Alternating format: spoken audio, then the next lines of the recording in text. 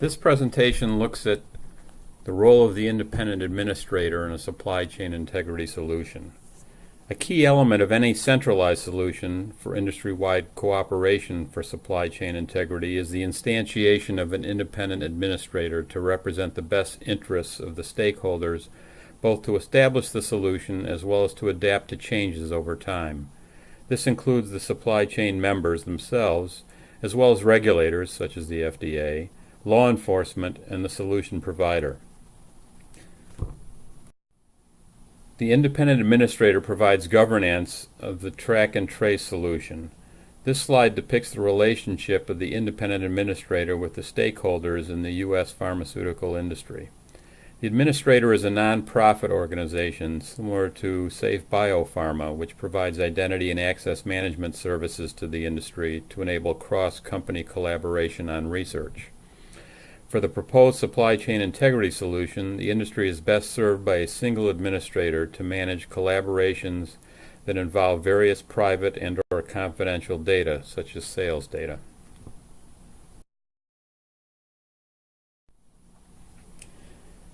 The independent administrator responsibilities include providing a single voice for the entire supply chain in dealing with the FDA, law enforcement, and the solution provider. He codifies the policies and rules for the ecosystem, for example, identity and access management, data access control, reporting by membership, reports to membership, and funding the solution. He enforces policies and rules, potentially including alerting the FDA and/or law enforcement of suspected violations, collects dues and fees to fund the solution, expands membership to further strengthen the effectiveness of the solution, and manages and pays the solution provider. The independent administrator policy issues include governance work, and this is the hard part. Fortunately, there are existing models for industry cooperation. For example, Safe Biopharma and SureScripts to use as a guide. In the Safe Biopharma instance, a trade group created the policies for which consensus was achieved, instantiated the independent administrator, and spun it off into a separate 501c6 nonprofit entity. The independent administrator must select and drive the tailoring of the technical solutions, such as RMTM's supply chain integrity solution, to meet members' requirements. As the single voice of the members, the independent administrator is empowered to make decisions as new issues arise, presenting major decisions to the membership for their consideration and approval. Because the solution is computer-based, the independent administrator will include security for the solution as part of its requirements. Security considerations include identity and access management, continuous operations procedures, or COOP, security audit procedures, response time, downtime, and incident management. Governance issues present a wide range of issues. Presented here is a selection of questions that will need to be answered to demonstrate the breadth of these issues. These questions aren't difficult to answer, but they require consensus across a large membership of the supply chain, and the decisions have legal and regulatory implications which need to be considered. So some of the issues here are structure. What is the structure of the independent administrator? As I've already suggested, there are some existing models that the industry already has agreed to that may work. Oversight. What are the governance rules for the independent administrator to earn the confidence of the supply chain membership? Member relationship. What is the relationship between the independent administrator and the supply chain members? What is the relationship between the independent administrator and the FDA? And again, what is the relationship with the technical solution provider? How will the independent administrator services be funded? And what is the change management process for updating the rules of the supply chain solution?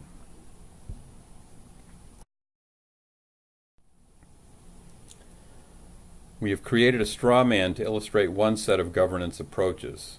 Alternate approaches could be used, but the straw man presented here follows the proven approach of Safe Biopharma. Safe Biopharma was structured as a 501c6 nonprofit entity to provide management of the solution, communication with membership, adapt policies to changing regulatory and member needs. All stakeholders will be members, including regulators and solution providers. As far as oversight, there's an annual audit by a major auditor to verify processes are being followed. Administrator staff is precluded from joining an industry member for a certain period of months after leaving the administrator to avoid leaking proprietary data to a new employer. The FDA approves policies and reviews audits to ensure solution integrity. The administrator contracts with a for-profit solution provider to meet specified service level agreements. The administrator collects dues and fees. These membership fees cover membership in the supply chain administrator organization. Fees are tiered based on company size and type. The FDA may be granted a free membership since they probably don't have a way to pay for it. Solution costs will be billed by the administrator based on resource utilization. Fees again will be tiered based on resource use. Fixed annual fees will support accurate budgeting by members. And the administrator will pay the solution provider directly. So there's only a single bill and a single payment. Change control. Change control board approves all changes, and the board consists of representatives from the supply chain members. Some of the technical solution issues. What is the process for authorizing agents? For industry, for regulators, and for law enforcement. There may well be different processes for each. What vetting is required for such agents? Again, for each of the different classes. What reports are needed? What controls are necessary for the release of and dissemination of reports to regulators and law enforcement? It's important that law enforcement people can't just run report after report after report to allow them to reconstitute the database outside of the secure facility and then possibly resell the data.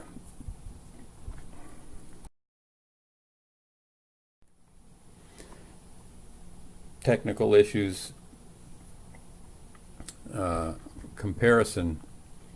What reports are needed? Provenance for special serial number or batch number.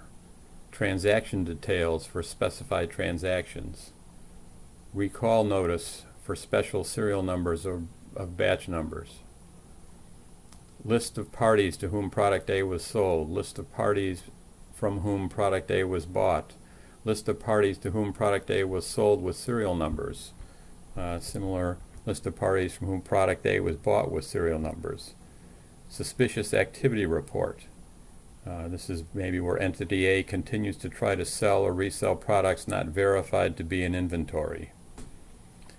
Advanced capability reports.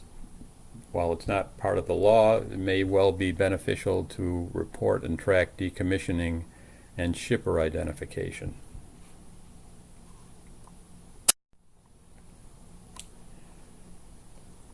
In the RMTM solution, there is no direct access to the repository, even by law enforcement.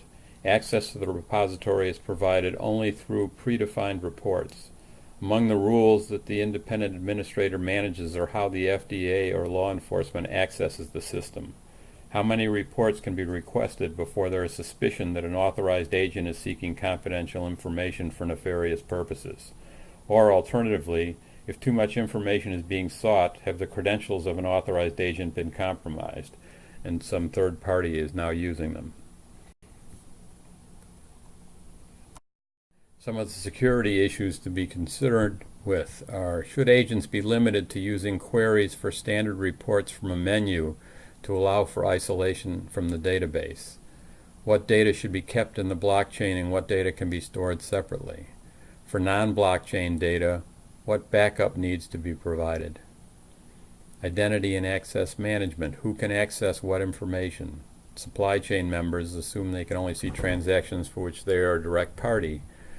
Regulators, law enforcement, independent administrator himself, and the solution provider. What data should each party be able to see? What are the rules for authorizing agents of the above parties with access? What is the process for issuing credentials to agents? What are the rules for authorizing ad hoc access, if any? What are the penalties for misuse and abuse of access credentials?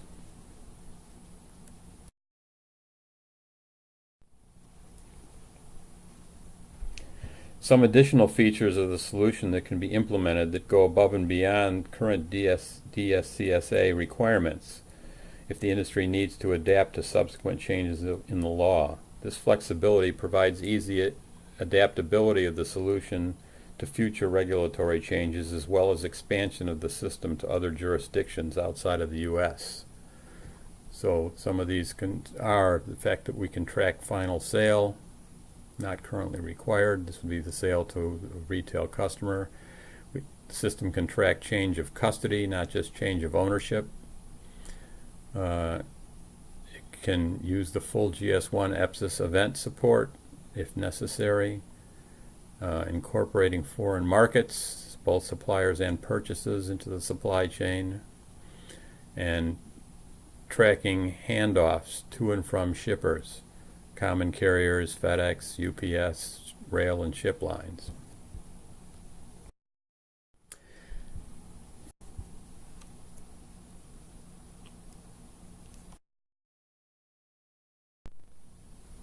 That brings us to the end of our presentation. If you have any need for further information, here's how to contact us. Have a great day.